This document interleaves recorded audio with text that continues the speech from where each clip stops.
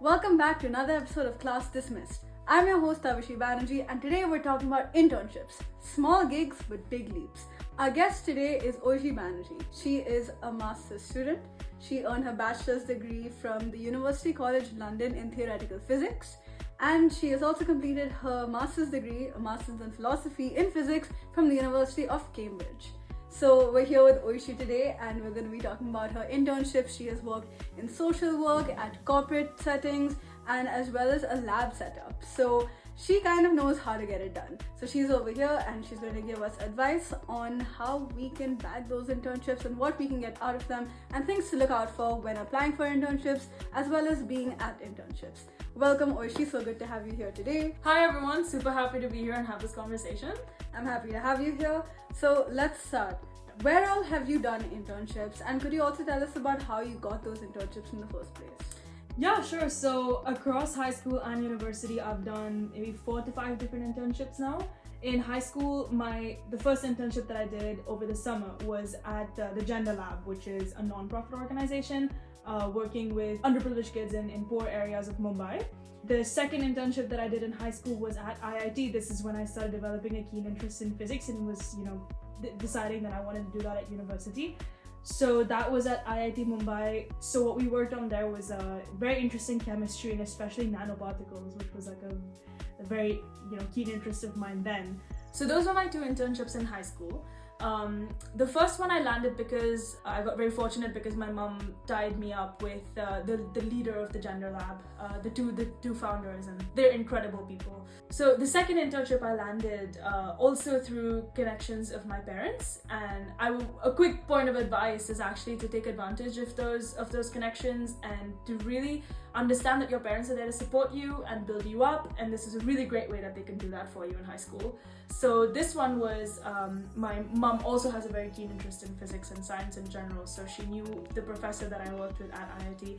I had an interview with him, a grilling interview where he asked me some difficult but also elementary physics questions, and that's how I got that internship, and it was great fun. That's great. What about the internships you did after you graduated school and you did during your time at university? Yeah, so for university, as Tavishee mentioned, I was at UCL in London, and there it's a little bit different.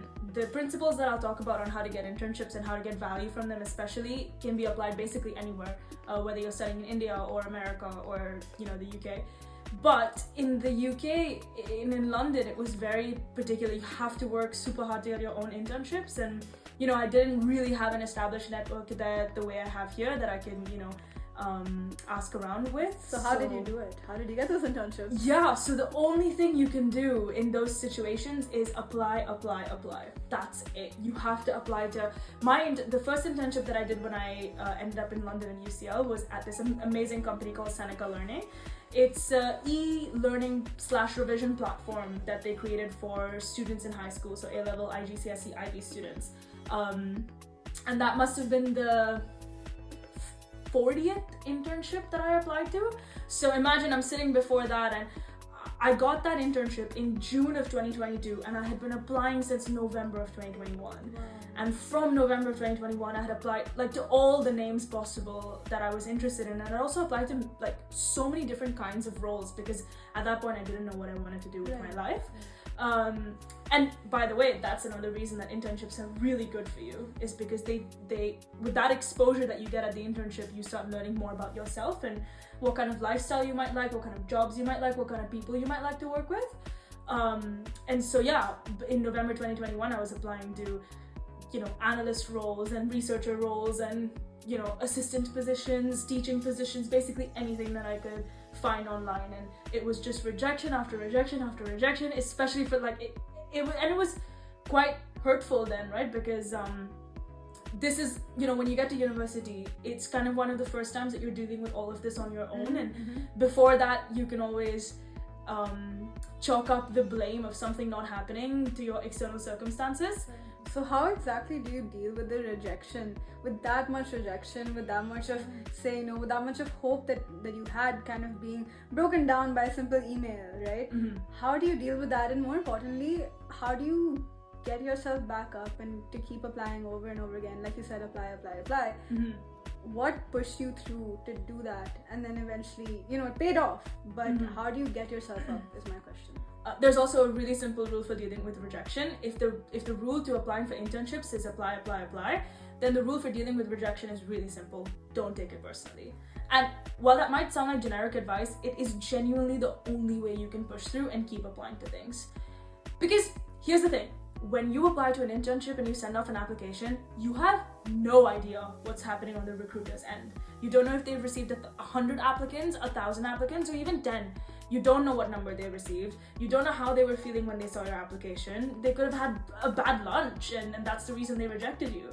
You could have been lacking a key skill that maybe you didn't know that you needed for that internship. There's just like 1,000 different reasons that you could have been rejected from that internship. So logically, why ponder over it? Why make yourself upset over it? There were some positions that I applied for that were government positions. Maybe they, wanted more local students instead of international students. The point is constantly thinking about why you got rejected from an internship is not going to get you the internship. So the only thing you can do is don't take it personally. In the end, the internship this is going to sound cheesy, but the internship that's meant for you is the one that you're going to get. And you're going to have to make the best of it. That's just life. Rejection is a part of life. Rejection is redirection.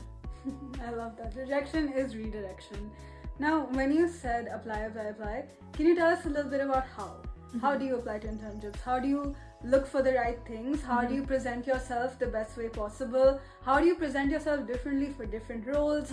How, since you've done so many applications, you've been through the process, how do you know how to apply? And can you tell us a bit about how we can apply to internships? So let me start with what you asked first about where to find these internships. Honestly, in the age of the internet, the possibilities are endless. There's some great websites. In the UK, I use something called GradCracker, Gradtelligence, Bright Network.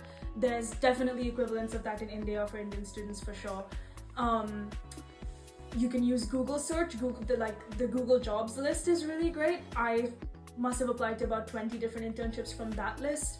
When you're in high school, use those networks. Use your teachers. If there's a teacher that you particularly like in the subject that you want to maybe perhaps intern in, talk to that teacher, see what networks they have. I have a mentee in physics that I've been speaking to for the last few years, and she attended a conference with me. In that conference, she met a professor at an Indian university, and she spoke to that professor. The professor really liked this student's profile, right? And so my mentee, she sends an email to this professor, and the professor's like, absolutely would love to have you on board for a month. And that's it. That's how she got the internship. So see if you have to make these opportunities available for yourself as well. Go to, if there's a particular subject that you know you're interested in, see if there's conferences around, if there's discussions online that are going to be held about this particular topic. You need to meet experts in that field as well. Not from a networking purpose, but a interest purpose. You want to have genuine, authentic interest in those topics, and meeting people who are just as passionate, if not more passionate about it than you, and more experienced than you. That's the way to build those relationships and get those opportunities as well. So plug yourself in different networks. Do a bunch of research online. There are so many opportunities available. And also, don't feel afraid of sending personal emails or LinkedIn messages to people that interest you. You might think this is something that a lot of people do. I can guarantee it's not. I will tell you, as someone, as a student at a university that people want to go to, you would think that there's a lot of students sending me messages about how to get into Cambridge or how to do physics or those kinds. I actually only have a few students who make that move to message me, and then I talk to them, because if it interests me and I'm passionate about it, why would I not want to share it with other students? So it's about making that move. Make the move. On it, you have to be fearless and you have to make that move. Just message people on LinkedIn and email people about things that you want. Talk to your professors, your teachers, parents. Exactly. So it's not a lonely process. It's absolutely not a lonely process. And the second you stop feeling alone, and the second you push yourself and stop being afraid for just one moment, the possibilities are endless. That's amazing. That's really cool. Could you tell me a little bit about your favorite internship, and why is it your favorite? How was your experience? Wow. I think there was one more internship that I did at UCL that I didn't mention, which was a research internship. And I worked for a professor in the mechanical engineering department at UCL. That was a fantastic internship because I got to essentially do free reign research on quantum computing, which was a huge interest of mine. And that's exactly how I got this internship as well, because we had a university set up for internships in the mathematical and physical sciences. And in this interview, that's all I said, right? That's all I said to the professors. I'm very keenly interested in quantum mechanics and quantum computing. This is the research that I've done on it so far, and this is why your project interests me. It's really that simple, you know? And that internship was probably my favorite because free reign research in this topic is exactly what you want. Right. And I just spent a summer at UCL with a collaborator as well, who was awesome to work with. And we just did research on a topic I was passionate about. That's beautiful. Now tell me about your least favorite internship. Something that you faced a lot of challenges with, that you didn't feel comfortable with, that you tried but felt lost, demotivated. Tell us about your least favorite internship. I'm not going to name one from all the internships I've done because I don't think that's fair, because I think I've learned a lot and seen a lot of positive aspects of all the internships I've done. What I will talk about is potentially the things that I didn't like about some of the internships. Right. So at one of my internships, I would say the culture and the people I was working with was harder than other places that I'd been. And this was probably my first exposure to people that I didn't like working with. Okay, and how do you deal with that when you don't like, working with people? Yeah. Because for interns, this is our first time, Exactly. getting in an office setting, a workplace setting, where we actually interact with people on a professional level and not just, for school projects. Yeah. How do you deal with that at a very professional workplace level? Again, this is going to be similar to dealing with rejection and dealing with any negative emotion, really. Don't take it personally. So that person may not be of your vibe, they may not have a personality you like, doesn't matter. They have some merit, they have qualifications, they're there for a reason. Generally, this is a workplace environment tip, but you need to be slightly detached from any workplace that you work in. Of course, go in there with authenticity and enthusiasm and passion, but you need to be slightly detached from that work, from the people at the workplace, just because you all are working professionally on something. It's not the same kind of relationship that you have with your friend or your sister or your parent, right? And so if you do succeed in having that slight detachment, it makes it a bit easier to work with people you don't like. So once you've achieved that detachment, it becomes much easier to have relentless optimism and positivity and only focus on what you're really getting out of that job, instead of what may not be the most ideal about it. Right. And on a similar note, how do you deal with people who are at a higher authority level than you are? Because getting internships, you're usually young, you're usually in high school and college, you're looking for work experience. So it's likely that everyone there is older than you, more experienced than you, and they might boss you around, they might see you as a lowly intern, it's very possible. So how do you deal with figures of authority, especially with your first time being in that professional setting? What's a tip that you can give to us about that?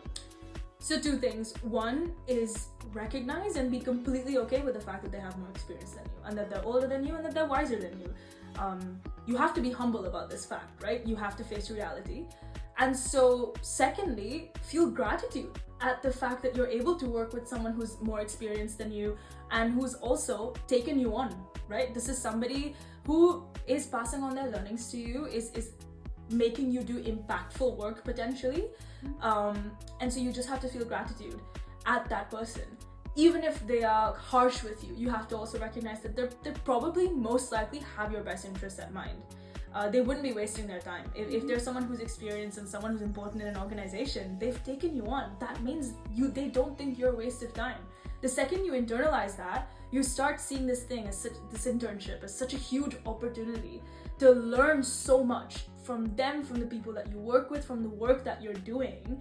And that is probably, the biggest learning that I can give in this entire episode with you is that the internship is of most value when you take the most value from it. So rather than seeing it as dealing with authority figures, dealing with people you don't like, which are mindsets that have slightly negative connotations to them, you look at it with gratitude. You look at it as an opportunity. You look at it as learning.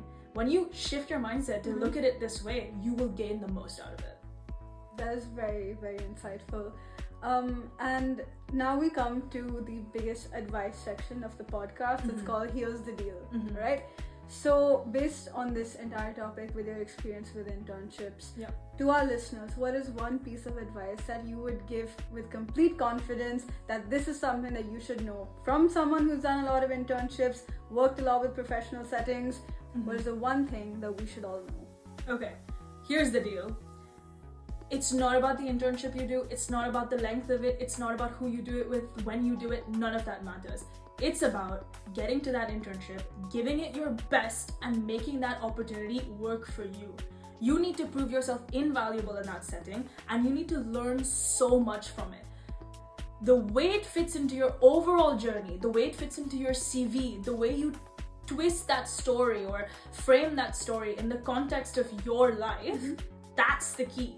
So honestly, the way I would look at it is don't have a dream internship, like a dream company that you want to work with. Have dream goals. Interesting. Have dream learnings of, oh, I want to go at this internship and these are the few things I want to learn, and make those learnings also not very specific. You have to remember that getting an internship, a lot of it is out of your control. Any kind of success is opportunity meeting luck. Luck completely out of your control, right? Luck, you cannot control your luck. Of course. And the opportunities, like we talked about before, you don't know what the recruiter is thinking when you're hired for an internship. So the only thing you can do is when you get an internship, look at it with so much gratitude and then look at the learnings that you want. Do you want to learn how to interact with people better? Do you want to learn how to build upon this particular skill? Then that would be internship dependent, of course. If you get an internship in coding, then is it an internship?